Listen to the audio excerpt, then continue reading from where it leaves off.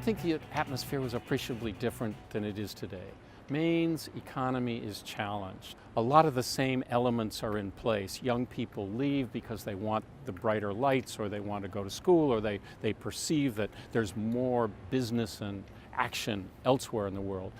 I think the most important thing is the election of Governor James B. Longley, an independent, has a group of private sector friends who, together with himself, feels that the private sector power is what's going to grow the state of Maine. The public-private partnership was something that MDF crafted then, was important then, and remains very important now. And the only way to make it work, from my point of view, is to make sure that it stays away from politics, and yet is very close to leaders who come from a political environment.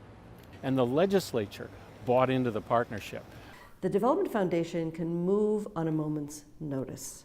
With the right level of support, it could create a program tomorrow. But I stayed for a long time. And I stayed because of the mission. I stayed because of the organization's values. I stayed because there was always a new idea and a new project and a new program to work on. In 1983, when I started, the economy was in tough shape.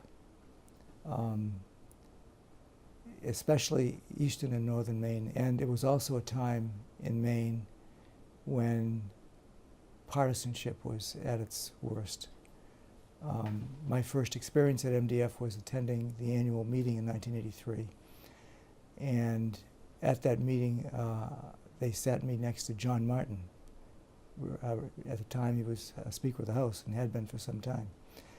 And although I was familiar with the state, because I lived in Maine, I wasn't intimate with the issue of workers' comp.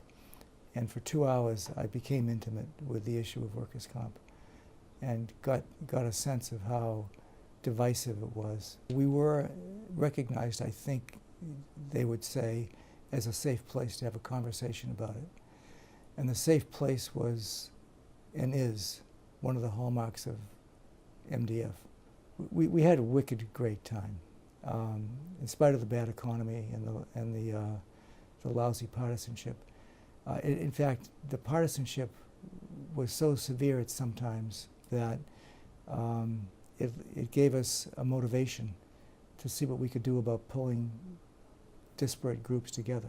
So what do? We put them on a bus and take them to different companies, different higher educational institutions, different nonprofit organizations to help them better understand the Maine economy. You'd have Democratic state senators who really didn't know House members on the other side of the aisle, and they got to learn about them as individuals. That idea was disliked by everybody. The board didn't like it. The staff thought I was nuts. Quite simply, the idea was legislators need more information and education on how the economy works if they're going to be effective in setting policies to improve the economy. It was wildly successful, and still is, from what I understand.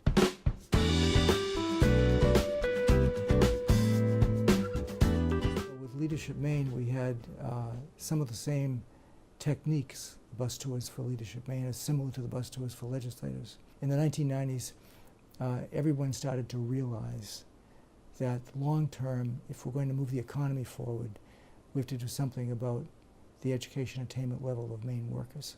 So we connected those two things and created something called the Maine Coalition for Excellence in Education, whose purpose was to increase the education attainment level of workers by strengthening our schools. And of course, that's morphed into Educate Maine.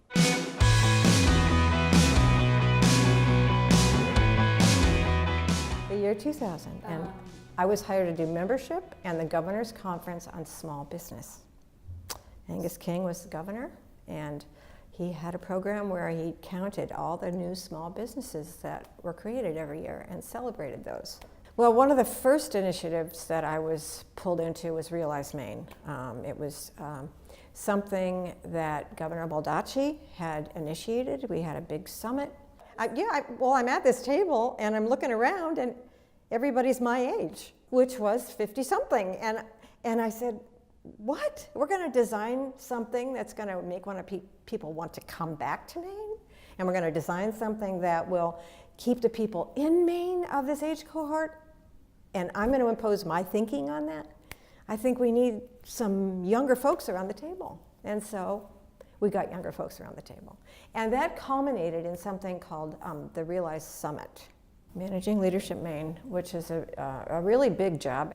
It was energizing. You got to meet the best and the brightest new people every single year, see things you've never seen before, explore things that you'd never seen before, have a better understanding of our people. It was just magnificent. And my vision was to really give back to our state. That's the kind of thing you want to see replicated over and over and over, that the energy that's created doesn't end at the year end. I remember they sent you for a psychological exam before hiring me for MDF. I had to go down and meet with a shrink, right? And he asked me, why is it, are you sure you want to do this? And I'm like, oh, sure. I love MDF. I love the mission. I love the vision. I love what it can do. I love the way it brings people together. Oh, sure, I can do that. And then I got here the first day and realized, wow, what have I done? I think saying controlled chaos is a generous term. We had to reinvent ourselves. And I think the organization has had to reinvent itself with every change in leadership. That is the secret sauce, by far. We were given kind of the keys to the kingdom, if you will, in statute, when the statute set up an organization that would be separate from, but partners with state government. The recession just added another layer of challenge for us. It caused us to have to dig even deeper and figure out how are we going to do things differently with the resources that we have. And like any business, if you handle it well, you will actually learn more through your challenge than you do through your success. And we just got better at things. And we knew the Maine Downtown Center through Main Street was the right, proven, tried and true methodology for helping towns turn around. So we created something different, and I feel really proud about this. We created a Main Street light, if you will, or a network of communities that could participate in all the learnings and best practices of the 4 pillars of what makes the Main Street model work so well as an economic driver. But it didn't have the requirements of the full program to be fully certified. So you could get so many of the benefits without having to step up with the investment of resources the small communities couldn't afford. I think the future is the Maine Development Foundations. I think there will always be, especially in this climate today, a place for a very entrepreneurial think tank that is a doer more as much as it is a thinker, to be thinking about new ways to support the Maine economy.